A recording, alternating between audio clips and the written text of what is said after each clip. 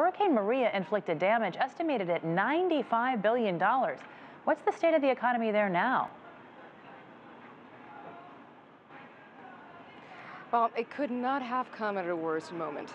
The island's economy was in shambles with unemployment pretty high, over 10%, that had already triggered a brain drain and depleted the island of its talent and entrepreneurs.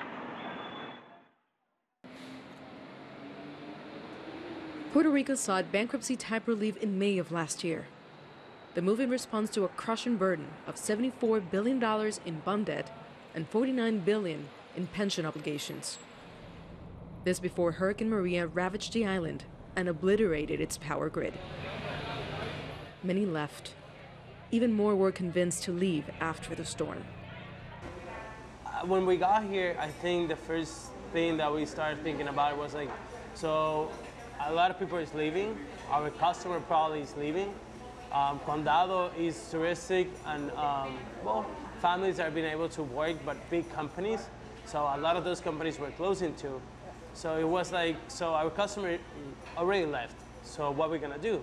Either we stay and we try it and we see what happened, or we just reactivate ourselves, we rethink everything, and just we try it again in another place. Ivan Nieves and his partner, David Flores, packed their bags and opened a version of their San Juan restaurant in Miami, overwhelmed by the hardships of operating in Puerto Rico. The services there are all public, like electricity is public, the water's public, so there's like so many obstacles that small business owners have to go through, employees have to go through, employers have to go through. Yeah. And it just makes it so tough for everybody to succeed that people do end up leaving for one or another reason. The search for better economic conditions is the #1 reason. Back in 2016, then U.S. President Barack Obama established an oversight board to guide the territory through its debt crisis. Their mandate is to straighten out the island's finances. Puerto Rico had access to capital and used it to maintain services and delay the day of reckoning. An independent report on the whys of this fiscal crisis were recently presented to the board. Bottom line, Puerto Rico faced massive problems and decided not to confront those head on. This was done by government, elected and unelected. It was done with knowledge of a broad set of stakeholders, including business leaders, civic leaders, labor, and others. And it was enabled by financial institutions, rating agencies, the retail markets, and most recently by hedge funds. The board has implemented austerity measures. For me, it is very sad because I don't want that they close this school. For me, it is very special.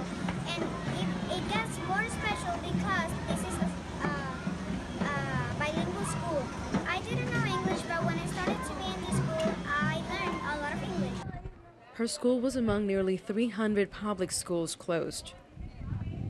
Holiday bonuses for government employees are gone, and the scholarship fund for the island's largest public university eliminated. Thousands joined a general strike back in May to oppose the board and its mandate.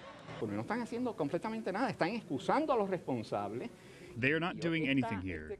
They are excusing those that are responsible for this mess, and we reject them, and this is just a charade. We do not support the board, and we reject all their austerity measures.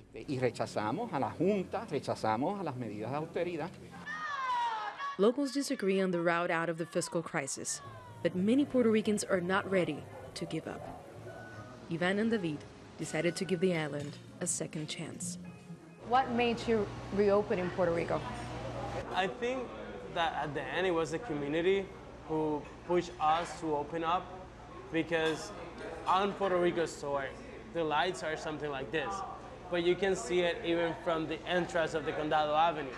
So whenever you're in La Ceiba of Condado, like the entrance, you're able to see the corner of the store and you see the lights.